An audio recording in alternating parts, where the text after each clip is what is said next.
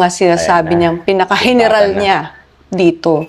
Ako naman, dahil naniniwala ako, nakasama ko rin naman silang makatrabaho, ay naniniwala ako out of concern. Inabsorb nyo rin lahat? Inabsorb ko halos lahat. Halos wala akong nailagay na sarili ko, wala diba? daw siya nailagay na sarili niya. Common naman yan na Pero, kapag...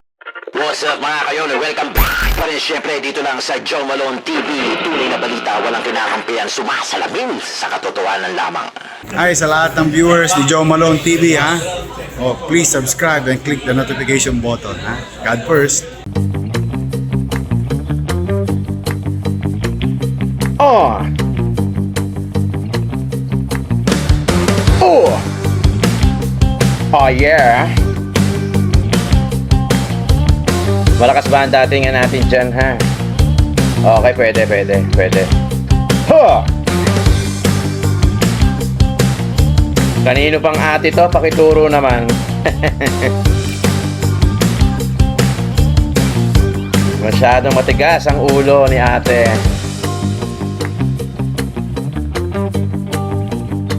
Oh yeah? Isko is back.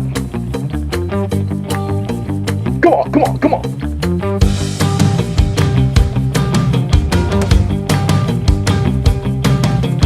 Kanino bang ate to? Masyado na maraming sinasabi si ate, ha? Yung may ate rito, pakiamin na. Ang ingay ni ate.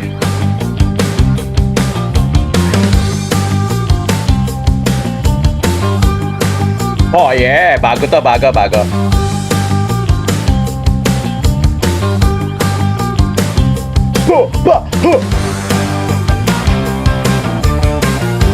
Ayaw niya magsitigil talaga no?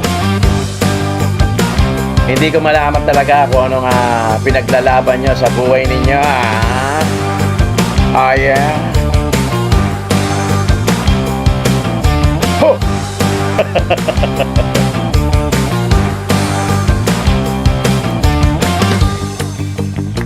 Kape de Malate.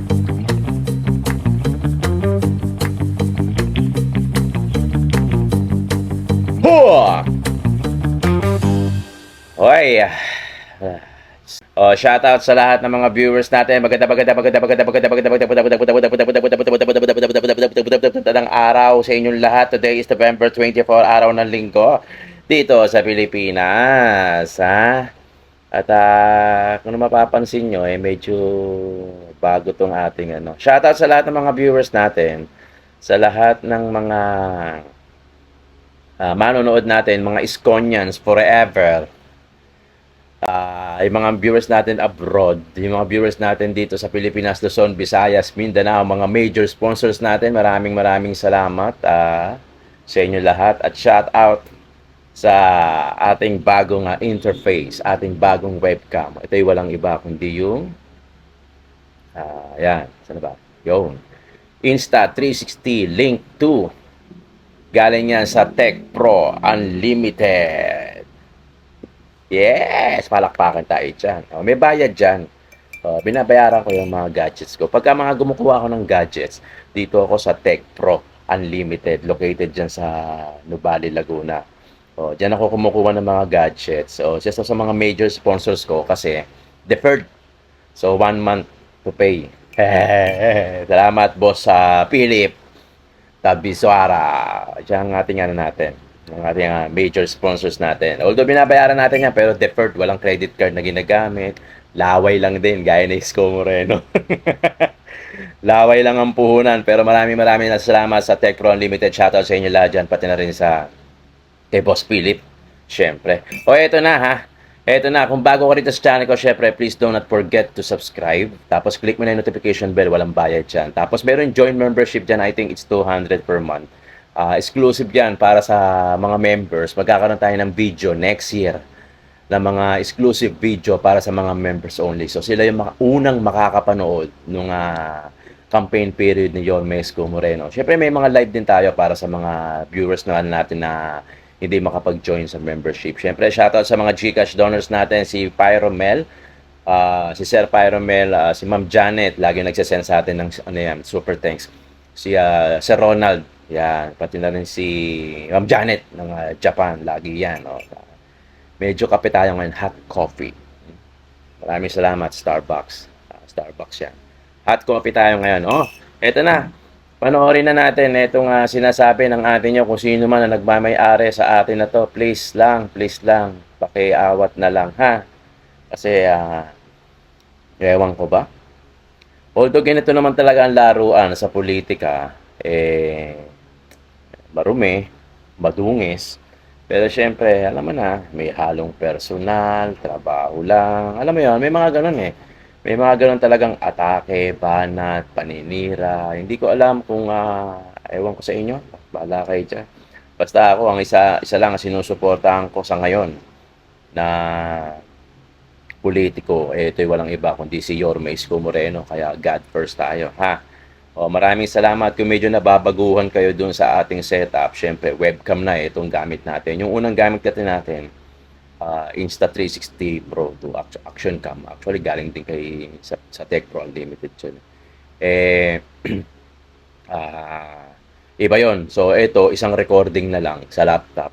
Screen record na lang. Yung isa kasi, dalawang recording yun. Screen record, saka yung record ng Action Cam. Kaya, matagal. Sisync mo pa yung boses. Ganun. Ito, panoorin na natin. Itong explanation ni ate nyo. Panoorin na natin. Tips siyang sinasabi sa akin. Iniwan niya yung mga sinasabi niyang pinaka-general niya dito. Ako naman, dahil naniniwala ako, nakasama ko rin naman silang makatrabaho, ay naniniwala ako out of concern. Inabsorb nyo rin lahat? Inabsorb ko halos lahat. Halos wala akong nailagay na sarili ko, wala diba? daw siya nailagay na sarili niya. Pero, mga buong kapatid niya, mga asawa niya, nasa pwesto. 5 ata silang lakuna nakapwesto dyan. Pero anyway, sige, pakinggan natin. Bigyan natin ng benefit of the doubt. Itong si ate nyo. Pakinggan natin kung ano yung mga sinasabi niya. Ito, exclusive interview ata ito, kung di ako nagkakamali, kay Christian Esquera. Maraming salamat sa iyo, pare, tol. Sana tama ako. Itong both wise na to.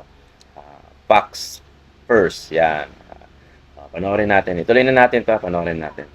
Niya nakapagbago ang administrasyon, sariling tao mo. Siyempre, trust and confidence yan eh. Pero mabibilang mo lang ang mga tao talagang naipasok ko bilang mga department head. Lahat po yan ipinakiusap niya. Ang sabi niya sa akin, dahil para daw may continuation lahat, dahil nakaplastado na yan lahat, sila makakatulong sa akin. So, buong akala ko, ganun nga.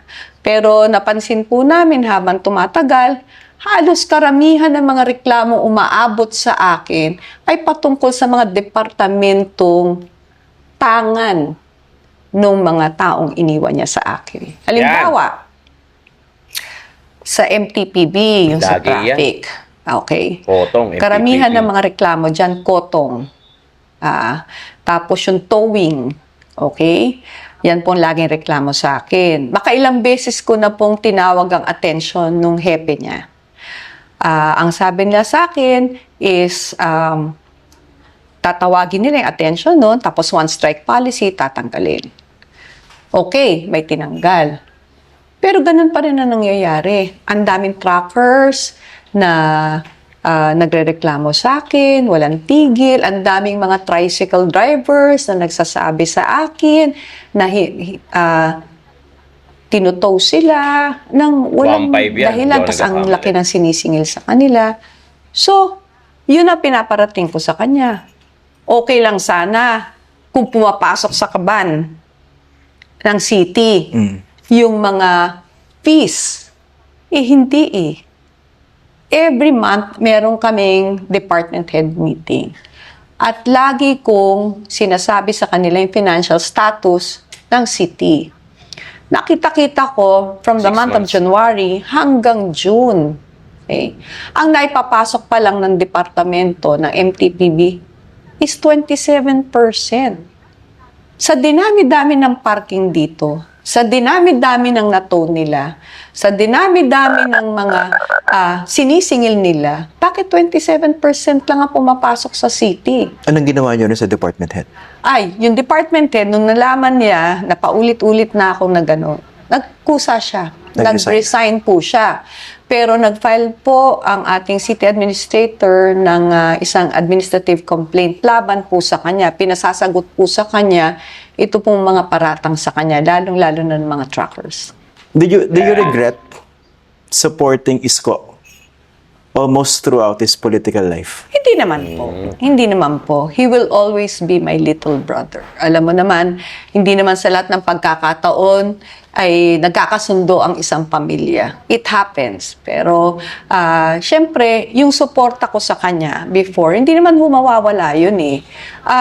Siguro ang iniisip ko lang ngayon, sana yung suportang Although hindi natin alam talaga kung ano yung nangyayari within, alam mo yun, yung internal na nangyayari sa kanila between Hani Lacuna and Yorme Isko Moreno. Kasi what we know from the other side of the coin, alam natin na talagang si Isko Moreno, maraming nagawa, maraming despite na umutang, maraming nagawa, maraming infrastructure na nasimulan, yung mga para sa mga senior, naibigay naman talaga. May mga food packs, hindi tayo pinabayaan ng pandemic, nagtayo ng hospital sa tapat ng CCP o yung sa Luneta, yung sa Quirino Grandstand. Tapos, dami pang iba.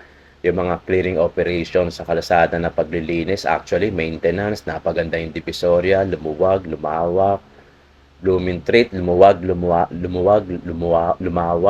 Carriedo, lumawak, lumuwag, nawala yung mga ambulant vendor na mga talagang nagpapasikip kasi nga makaka-attract na maraming mga buyers, which is marami na rin tao pumupunta at nagkakos na rin ng traffic. So maraming ginawa si Yorme Isko Moreno na talagang ito yung sinasabi natin na resibo, di ba? Talagang hindi natin mapapabulbulalaan yon. Talagang ang daming ginawa ni Yorme Isko Moreno. Siyempre, itong mga kalaban ni Yorme Isko Moreno, siyempre ano yan parang political common knowledge na rin na siyempre may konting pitik, konting suntok, konting job sa tagiliran, di ba? Kasama na yan. Kasama na yan ang mga ganyang sumbatan, kung ano-ano mga sinasabi, personal, tungkol sa trabaho, at kung ano-ano man, yung mga past ng pagkatao mo, hakalungkatin. Common na yan sa political game, ika nga, no? Pero bilang tayo mga bumuboto, bilang tayo mga voters, ako, actually, nagpalipat na nga ako sa Maynila. Before, nasa Valenzuela yung aking, kasi di ba natira ako ng Valenzuela? Ngayon, nagpalipat na ako sa Maynila kasi nga talagang full support yung gagawin natin sa Yorme's Choice, pati na rin kay Yorme Isko Moreno. Talagang sila na yung nasa listahan natin. Gusto natin ibalik, lalo na ngayon, medyo nadidugyot na yung Divisoria. Parang si Erap na ngayon nakaupo kasi talagang lahat may tent na, yung center island ng Claro M. Recto sa may tapat ng Tutuban, may mga tent na. So, unti-unti nang bumabalik. Tapos, may mga cases pa. Ito, mapakita ko sa inyo na anong oras na yung basura sa Divisoria. Nagkalat pa rin. Dapat kasi, bago pumutok yung araw, panahon ni Yorme Isko Moreno, bago pumutok yung araw, kailangan malinis na yung Divisoria. Galing yung mga basura na yun, galing yung sa kinagabihan, kung saan nagdi-deliver ng mga gulay-gulay, kaya may nabibili tayo sa tundo ng mga gulay-gulay. So, bago pumutok yung araw, dapat nahakot na yung mga basura sa Divisoria at na-flashing na yan. Alam niya yan, yung mga nanonood sa akin, alam niya yan. So, araw-araw yun. I think, 7 Basta bago pumutok yung araw, kailangan nahakot na yung basura at nahakot na rin yung mga, nakapag-flashing na din. Pero may mga sinend sa amin ng mga videos regarding sa mga basura na kung anong oras na saka pa lang hinahakot. Saka pa lang nilalagay sa basura. Tapos madulas na raw yung mga kasada. So may mga ganong comment. Hindi pa kasi ako nakakapunta ng Divisoria. Next week na ako makakapunta. Kasi medyo kinapos tayo ng budget. Kaya ako mismo sana magpapakita sa inyo kung ano talaga yung nangyayari sa Divisoria. Talagang bumabalik na paunti-unti. Inuunti-unti nila to the point na maaalala mo na yung dati. 'Di ba? Maaalala mo na parang ganito yung dati, parang dati lang. So pa-congested na pa-congested, pa-saturated na pa-saturated yung ulit yung Divisoria. Dumadami na yung mga vendors, dadami rin yung mga taong pupunta, lalo na ngayon magdi-December. Walang problema sana kung hindi mako-compromise yung ibang trabaho, gaya ng traffic, yung dami ng tao, yung pagiging congested. Okay lang, walang problema magnegosyo basta nasa tama. Walang problema maghanap buhay basta nasa tamang posisyon at nasa tamang lugar. Wag naman sana yung mga tipong Center Island, bangketa. Kasi pagka pinuno nyo yung bangketa, yung tao, tendency, hindi na sa sidewalk maglalakad. Yung maglalakad na yan sa kalsada. So, lilihis na yan na onting ganon sa kalsada. Ayan, tendency nun, daanan ng mga sasakyan na yon, yung mga nagmumotor na pasaway, yung mga nagta-tricycle na pwede kang makagip, yung lola't lola mo, yung nanay mo, yung asawa mong buntis, yung kapatid mong babae. Diba? So, nako-compromise na yung ibang trabaho. Yun yung sinasabi ni Yorme Isko Moreno na pwede naman maghanap buhay for as long na nasa tama tayo. Walang problema doon. 'Di ba? Kaya nga mayroong mga designated na lugar na kung saan pwede magtrabaho yung isang vendor. O, tapos yung mga sidecar, may mga designated na sila, may mga terminal din sana yan. 'Di ba? Hindi na sila pakalat-kalat diyan sa Divisoria. Alam ko naman gusto niyo rin mabuhay. Parang ako lang din, parang tayo lang din actually. Lahat ng mga nagtatrabaho, alam ko gusto niyo mabuhay.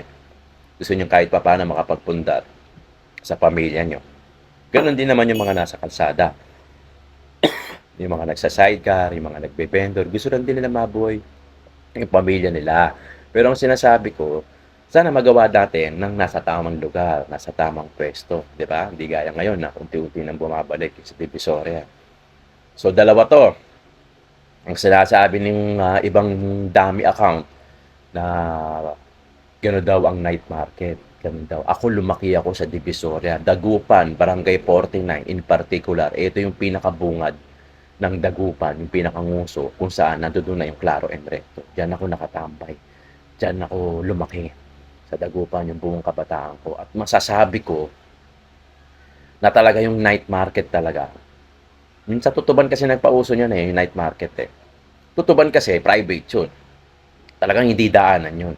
Pero yung buong kahabaan ng Claro and Recto, lalagyan mo ng tent, yung bangketa, saka yung Center Island. Putya, ibang usapan na yun. Kasi talagang makakokompromise na yung ibang klase ng trabaho, gaya ng mga jeep na pumapasok sa Divisoria, yung mga taong naglalakad, yung mga matatanda, mga PWD, mga lola't lola natin na naglalakad.